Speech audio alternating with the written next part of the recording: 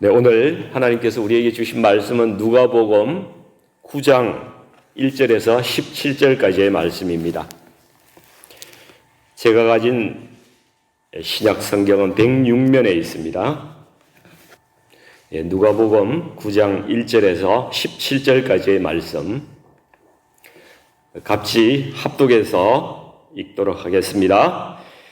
예수께서 12제자를 불러 모으사 모든 귀신을 제어하며 병을 고치는 능력과 권위를 주시고 하나님의 나라를 전파하며 앓는 자를 고치게 하려고 내보내시며 이르시되 여행을 위하여 아무것도 가지지 말라. 지팡이나 배낭이나 양식이나 돈이나 두 벌 옷을 가지지 말며 어느 집에 들어가든지 거기서 머물다가 거기서 떠나라. 누구든지 너희를 영접하지 아니하거든 그 성에서 떠날 때에 너희 발에서 먼지를 떨어버려 그들에게 정거를 삼으라 하시니 제자들이 나가 각 마을에 두루 다니며 곳곳에 복음을 전하며 병을 고치더라. 분봉왕 헤롯이 이 모든 일을 듣고 심히 당황하니 이는 어떤 사람은 요한이 죽은 자 가운데서 살아났다고도 하며 어떤 사람은 엘리야가 나타났다고도 하며 어떤 사람은 옛 선지자 한 사람이 다시 살아났다고도 함이라. 헤롯이 이르되 요한은 내가 목을 베었거늘 이제 이런 일이 들리니 이 사람이 누군가 하며 그를 보고자 하더라.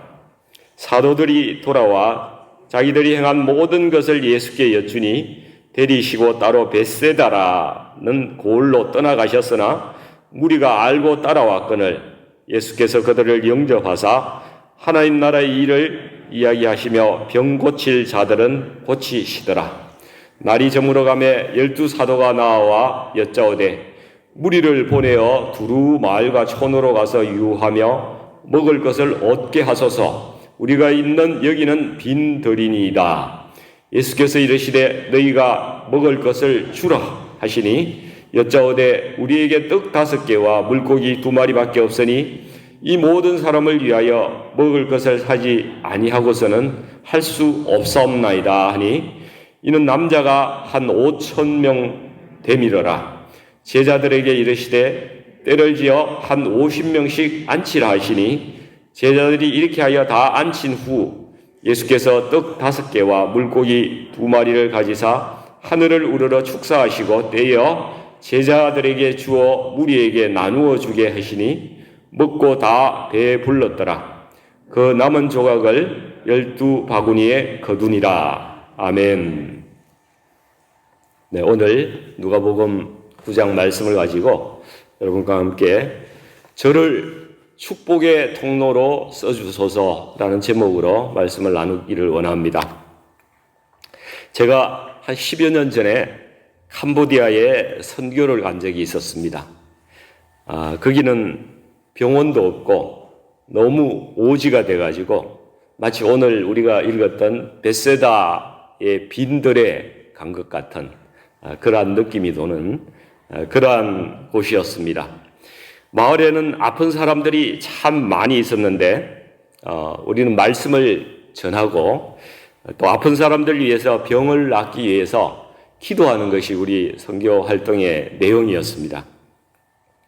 이 통역하는 사람이 이 사람들에게 이제 이분들이 와서 우리가 한 10명쯤 갔는데 기도할 텐데 병이 나았으면은 이렇게 손가락을 하나를 들고 아직 계속 아프고 낫지 않으면은 손가락을 2개를 들으라고 이렇게 설명을 해줬습니다.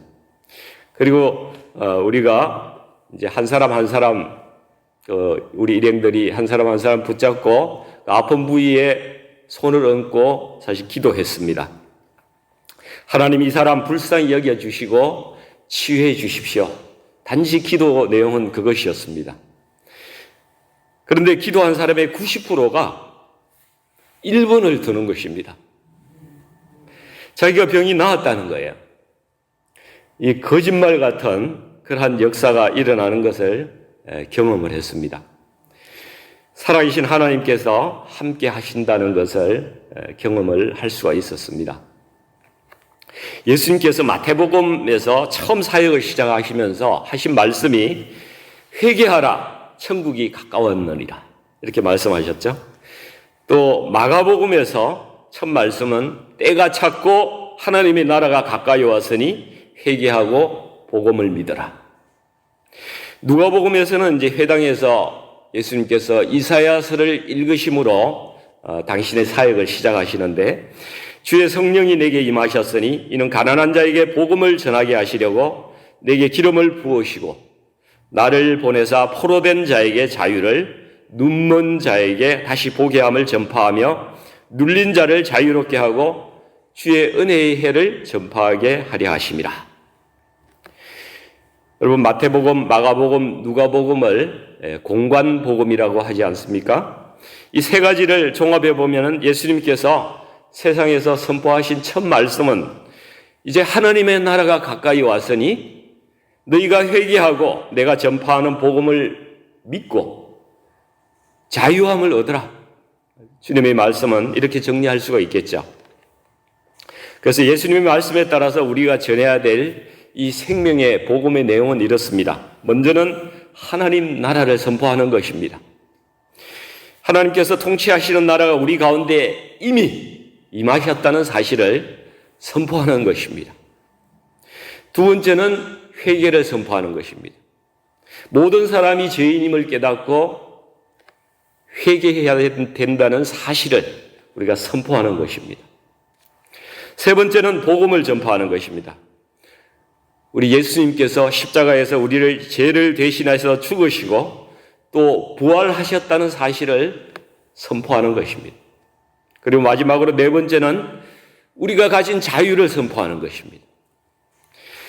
우리가 예수님을 믿음으로써 심판으로부터 자유함을 얻고 영생의 소망을 얻었다는 그 사실, 그리고 이 땅에서 참 자유를 누린다는 사실을 선포하는 것입니다. 누가가 이제 누가복음과 사도행전을 썼지 않습니까? 그 일관된 메시지는 주님의 복음 전파에 있는 것입니다. 예수님께서 성천하시기 직전에 하신 말씀도 오직 성령이 너희에게 임하시면 너희가 권능을 받고 예루살렘과 온 유대와 사마리아와 땅끝까지 이르러 내 증인이 되리라. 사도행전 1장 8절 말씀이죠. 오늘 본문에서 보시면은 누가복음 9장 1절에서 6절까지 12제자를 각 마을로 보내셔서 복음을 전하게 하시는 일이 있습니다. 그리고 또 그 후단에 보시면은 이제 10절부터 17절까지는 오병이어의 기적을 말씀하고 있죠. 근데 우리가 오늘 보지 않지만은 누가복음 10장에 넘어가면은 예수님께서 70명의 제자들을 또 파송하신 그러한 기록이 나와 있습니다. 이 세 가지 사건이 연속적으로 계속 이렇게 기록이 되어 있는데요. 이것이 다 일관되게 복음을 전파하라는 그러한 내용이라는 것입니다. 자, 내용을 한번 살펴보겠습니다. 먼저 12명의 제자들을 파견해서 복음을 전하게 하신 일, 이것은 12지파로 상징되는 이스라엘의 그 복음이 시작되는 일을 가리키고 있는 것입니다. 그리고 두 번째, 오병이어의 기적을 말씀하고 있는데요. 오병이어에 대해서는 다양한 관점과 해석이 있습니다. 그러나 저는 선교적인 관점에서 한번 보도록 하겠습니다. 먼저 예수님께서 이 떡과 고기를 먹인 이 5,000명, 이 5,000명의 무리는 무엇을 이야기하는 것일까요?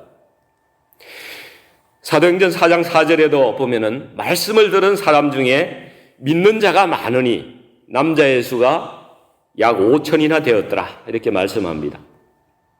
여러분, 다윗이 골리앗을 죽일 때 물맷돌 5개를 취해서 던져서 죽였습니다. 10처녀 중 5이 기름을 준비해서 주님을 맞았습니다.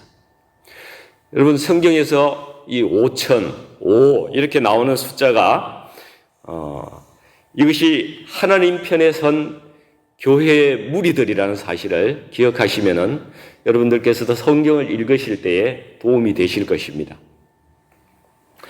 그러므로 이 5,000이라는 숫자는 앞으로 일어날 교회의 무리들을 주 예수 그리스도께서 먹이시는 그 장면을 말씀하고 있는 것입니다. 그러면 떡 5개와 물고기 2마리는 어떻게 해석하면 좋을까요? 먼저 떡 5개 보면은 이 떡이라는 것은 주님께서 주신 말씀인 것을 우리가 잘 알고 있습니다. 그럼 5개라는 숫자는 교회라고 말씀드렸죠? 교회에 주신 주님의 말씀이란 뜻입니다. 물고기 2마리, 이 2마리라는 표현, 이것은 주 예수 그리스도의 구원의 파운데이션, 그 구원의 기초가 무엇인가? 2가지가 있다는 것입니다. 요한복음 3장 5절에도 보시면은 니고데모에게 주 예수 그리스도께서 말씀하시는데요. 물과 성령으로 나지 않으면 하나님의 나라에 들어갈 수 없느니라 말씀하셨죠. 물은 예수 그리스도의 보혈, 우리를 정결케 하시는 죄사함, 우리를 씻어주시는 죄사함을 말씀하고 있는 것입니다. 그리스도의 피 흘림이 없이는 아무도 거듭날 수가 없고 죄 용서를 받을 수가 없는 것입니다. 그리고 성령은 사람을 거듭나게 하는 역사를 이루는 것입니다. 그래서 이 물고기 2마리라는 표현은 주 예수 그리스도의 2가지 사역, 주 예수 그리스도의 보혈 통한 죄사함과 우리를 거듭나게 하시는 성령의 역사하심을 말씀하고 있다고 우리는 생각하는 것입니다. 따라서 오병이어의 이 선교적인 의미는 우리 예수님께서 주시는 죄사함의 보혈과 성령의 거듭나게 하심, 그 토대 위에 우리 주 예수 그리스도의 말씀을 믿는 새로운 무리들이 이제 시작될 것이다. 교회의 시작을 오병이어를 통해서 우리에게 말씀하고 있는 것입니다. 그리고 3번째 말씀하고 있는 누가복음 10장에 나타나는 70명을 제자들을 각 마을에 파견하는 그 일은 무엇을 이야기하는 것인가? 교회가 이제 모든 열방에 제자들을 보내서 복음을 전파하게 될 사건을 말씀하고 있는 것입니다. 이 70명이란 제자는 왜 70명을 이렇게 성경에 기록하고 있는가? 창세기 10장에 보시면은 노아의 홍수 후에 각 민족들이 열방으로 흩어지는데 그 숫자가 70민족입니다. 세계의 열방을 항상 성경에서 표현할 때는 70이라는 숫자로 표현하고 있습니다. 그래서 열방의 모든 민족을 향해서 복음을 전하라는 교회에 주시는 하나님의 명령인 것이죠.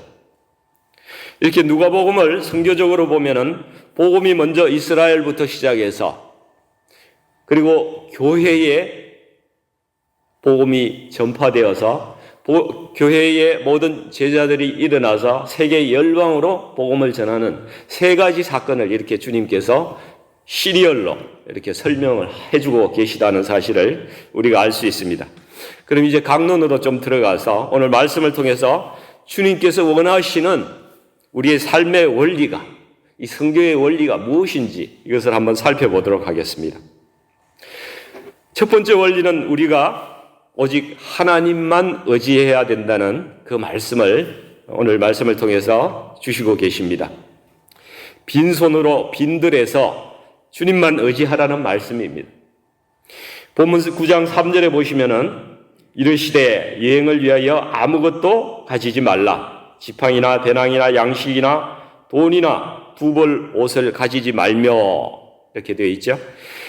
여러분 지팡이나 배낭이나 양식이나 돈과 의복은 삶에서 빠질 수가 없는 것입니다. 매우 중요한 것들입니다. 그럼에도 불구하고 그것 의지하지 말라고 주께서 말씀하십니다. 하나님의 일은 주님만 의지해야지 물질이나 돈을 의지해서 되는 일이 아니라는 것입니다. 사도행전 3장 6절에 보시면은 베드로가 은과 금은 내게 없거니와 내게 있는 이것을 내게 주노니 나사렛 예수 그리스도 이름으로 일어나 걸어라.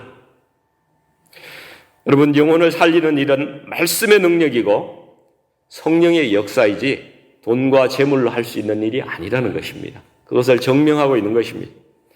본문 12절도 보십시오.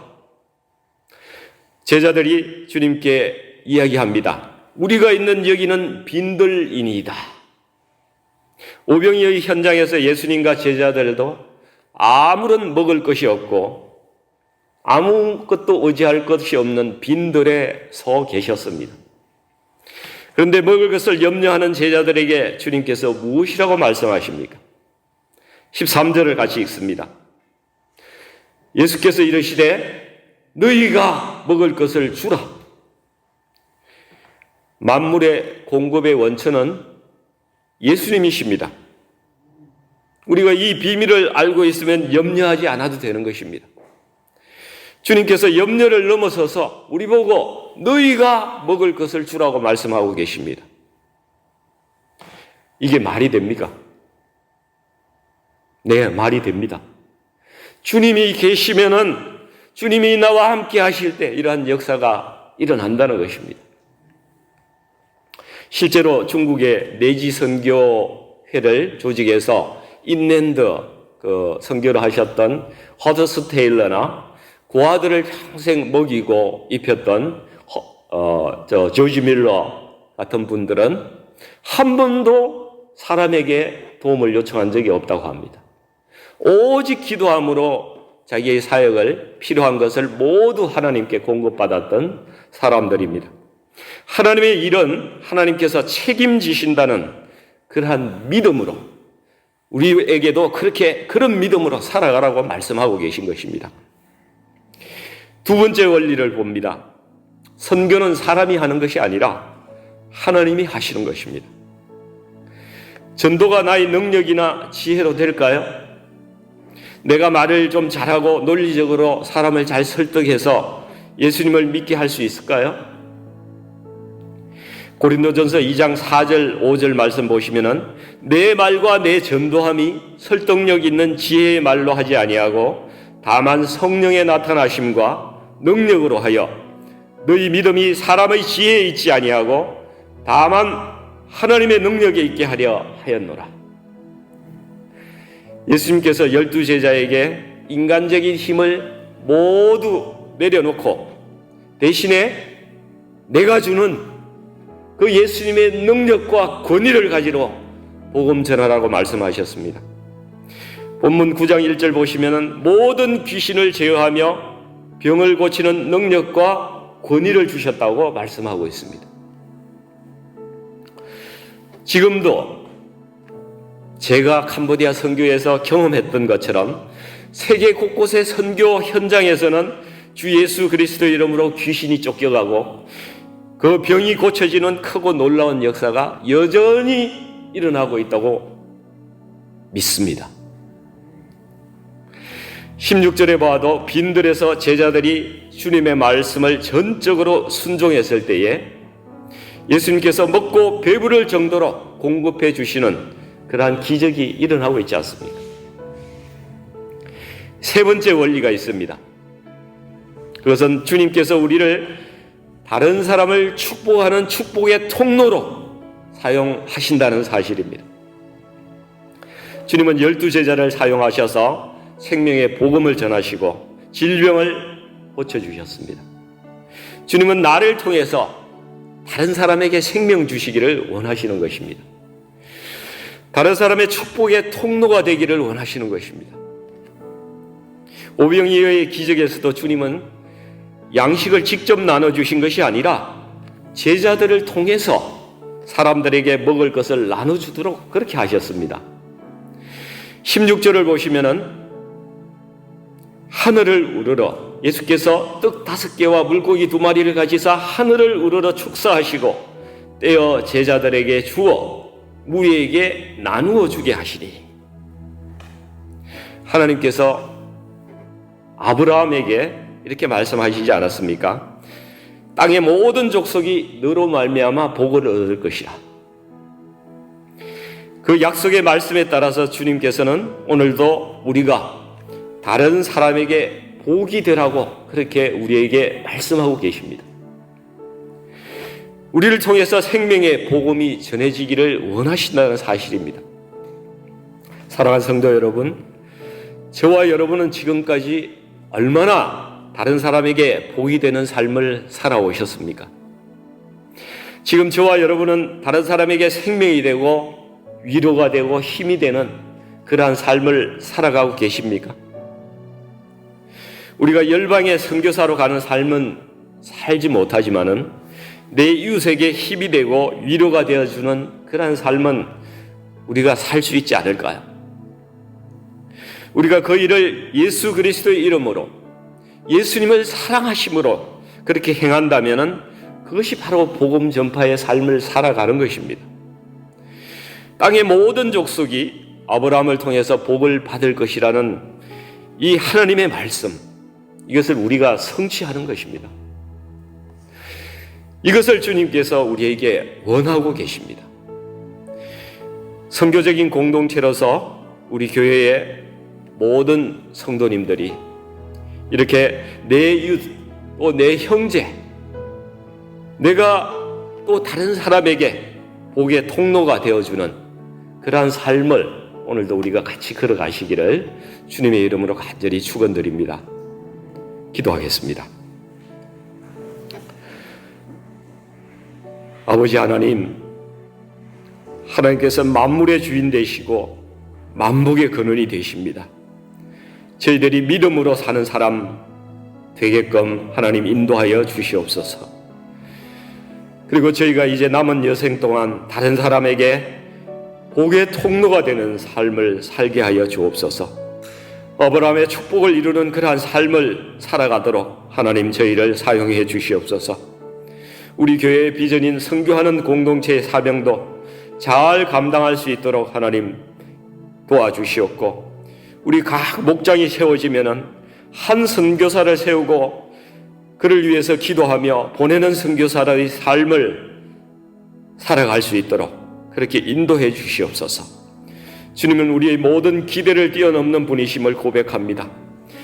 우리의 작은 헌신이 많은 사람의 생명을 살리는 그 축복의 도구로 쓰임을 받을 수 있는 그러한 삶을 우리가 살아갈 수 있도록 저희를 사용하여 주시옵소서. 예수님의 이름으로 간절히 기도합나이다. 아멘.